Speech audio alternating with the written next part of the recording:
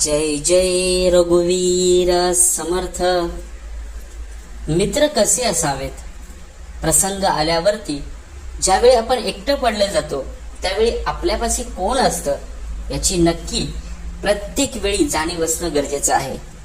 समर्थ म्हणतात, जगामध्ये जगमित्र जीवेपाशी आहे सूत्र, कोठेतरी सत्पात्र शोधून काढावे. जगमित्र व्हायचा असेल तर त्याचे वर्म आपल्या जिभेपाशी आहे. आपण कुठेही गेलो तरी उत्तम माणसं शोधून काढावीत. बघा, संगतीचा परिणाम खूप असतो. मनुष्य वाईट कधीच होत नाही, तो संगतीमध्ये वाईट होऊन जातो.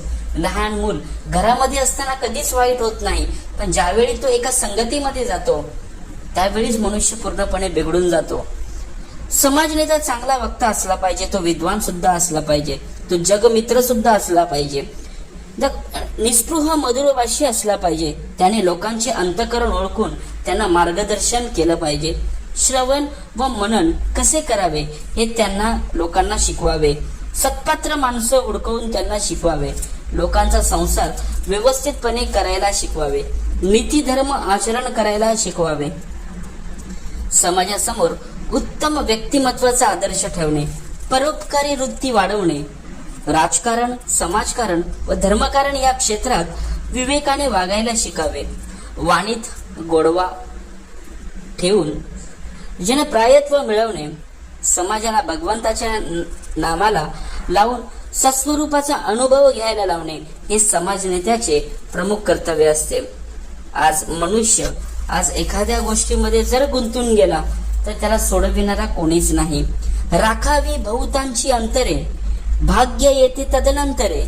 ऐसी हे विवेकाची उत्तरे, ऐकणार नाही. समाजात दोन प्रकारची माणसे असतात. पुष्कळ लोकांचे अंतःकरण सांभाळले तर कालांतराने भाग्य लोपते असे विवेकाचे बोल ऐकण्याची त्यांची तयारी असते. एक असतात भाग्यवान माणसे व दुसरे भाग्यहीन माणसे. दोघांची लक्षणे एकमेकांविरुद्ध असतात. विवेकाचा अभाव आणि कष्ट करण्याचा अभाव यामुळे माणूस भाग्यहीन होतो. आज भाग्यहीन माणसाला माणूस विवेकाने वागून व अविरत कष्ट करून भाग्यवान होऊ शकतो. विवेकहीन व आळशी माणूस अवगुणाचे माहेरघर असतो. तो तर स्वतः तर हीन असतोच, पण आपल्या संगतीने तो इतरांनाही बिघडवतो. त्याला स्वतःला काही शिकण्याची इच्छा नसते. तो लिहिण्या वाचण्या नादी लागत नाही. त्याचे बोलणे कठोर असते. दुसऱ्याचे ऐते आणि हिसकावून घेण्याची तो वासना करतो. जगात जे निंद्य आहे ते त्याला आवडते. चांगल्या लोकांची संगत त्याला कधीच आवडत नाही. विवेकहीन माणूस कोणावरही विश्वास ठेवत नाही. तो कोणाशी सख्य करत नाही. तो आळशीपणाने आयुष्य घालून टाकतो. उगाच कल्पना करीत बसतो. अखेर काहीच त्याच्या हाती लागत नाही. अशा रीतीने तो आपणच आपला वैरी बनतो. जगातील दुःख प्रवाहात व्यर्थ वाहत जातो. समर्थ अशा माणसाला करंटा असे म्हणतात. संत स्वतः भाग्यवान व ज्ञानवान असतात. जीवनाचे सार्थक करण्यासाठी कुलक्षणाचा त्याग करावा असे ते म्हणतात. त्यामुळे जीवनात असे हवे ते यश प्राप्त होते. तो परोपकार करीतच गेला, पाहिजे तो ज्याला त्याला, मग काय उणे तयाला भूमंडळी. जो अविरत परोपकार करीत राहतो या कारणे त्याला हवा असा वाटतो. अशा परोपकारी पुरुषाला या जगात काहीच कमी पडत नाही. सदैव म्हणजे भाग्यवान. असा भाग्यवान पुरुष अत्यंत मृदू आणि मधुर असतो.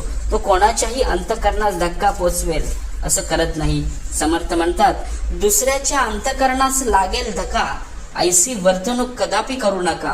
कारण मनुष्य जर एखादा शब्द बाणासारखा असतो, बाणासारखा शब्द जर त्याच्या काळजामध्ये लागला तर तो आयुष्यभर लक्षात ठेवतो. म्हणून ही वाणी, ही सुमधुर तयाची जिंकली तयाने, हे खूप उत्तम उदाहरण समर्थांनी दासबोधामध्ये मांडलेलं आहे. या प्रत्येक गोष्टींमध्ये समर्थ आज मनुष्य